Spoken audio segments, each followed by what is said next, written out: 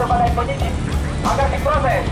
Tapi pada tahun 2018 dengan alasan berkas dan lain sebagainya. Nah, Memperingati sekaligus mengenang tragedi Simpang KKA yang ke-22 tahun, puluhan mahasiswa menggelar aksi damai di depan Taman Riada Kota Loksmawe.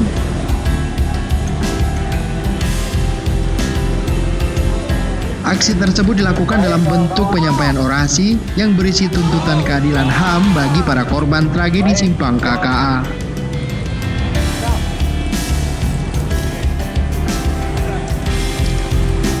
Koordinator aksi Nanda Rizky mengatakan pihaknya memperingati tragedi Simpang KKA yang jatuh pada tanggal 3 Mei.